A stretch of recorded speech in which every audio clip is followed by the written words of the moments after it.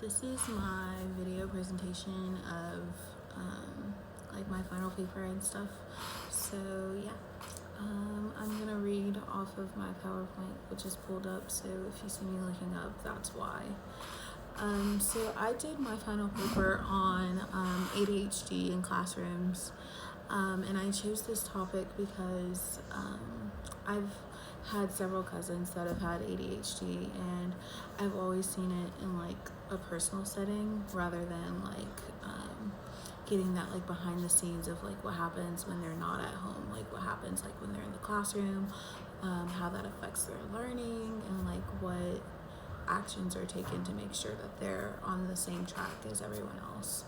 So yeah, so the first part of my paper, I did an introduction, and then I started talking about the instructional strategies, and I just have a few little bullet points here. So one thing is like using different strategies for different students.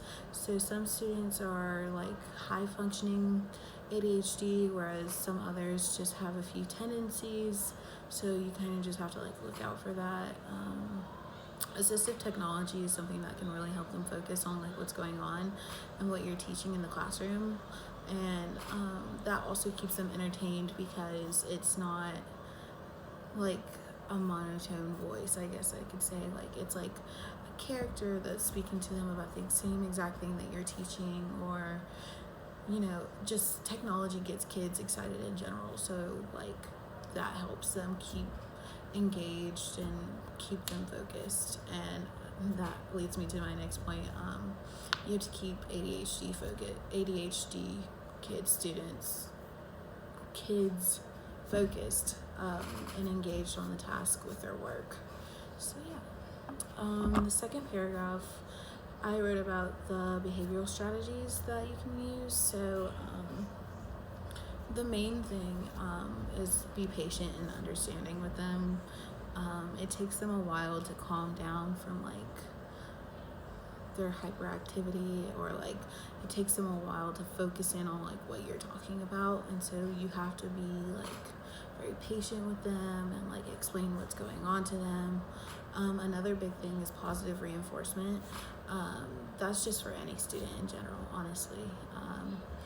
You should let the child know what they did wrong rather than having some form of negative reinforcement, such as like yelling, talking down to the child, or punishments that like separate them from the group, because that'll just cause a bigger like uproar or like backlash, or just having that kid like lash out on you. So my fourth paragraph was about accommodations and modifications for the classroom. So some things that you can use is obviously assistive technology.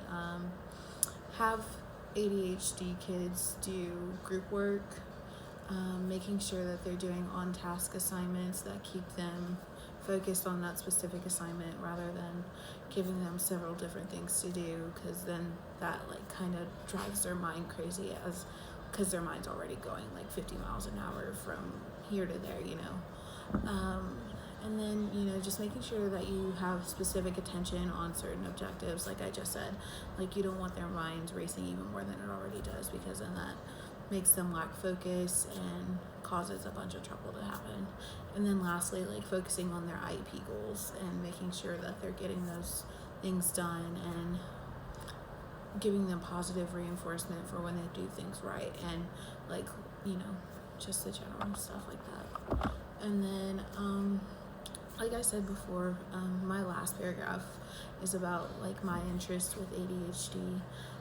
So like I said earlier, it started like with me being interested in like why my cousins were acting a certain way, or like like when you're younger you don't really think about it, but like you just think like, oh, they're just being like bad, like they're not doing anything wrong. But like as I got older, I slowly realized that they had ADHD, and that's why they were acting a certain way, or lashing out against my aunt, or just doing all of this stuff that they didn't need to do, and like kind of all over the place.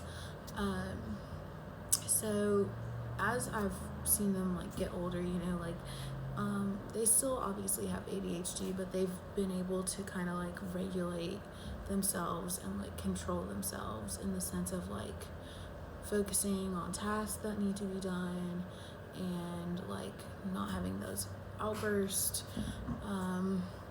So yeah, and I'm interested in this because I want to see how ADHD affects children differently. Like I want, like, you know, seeing a high functioning child to a low functioning to like a middle, you know, I just think that's really interesting, and I would love to see how that is. And like I said before, you know, just being able to see how this is in the classroom rather than like in a personal setting, that also intrigues me very much too. So yeah, thank you.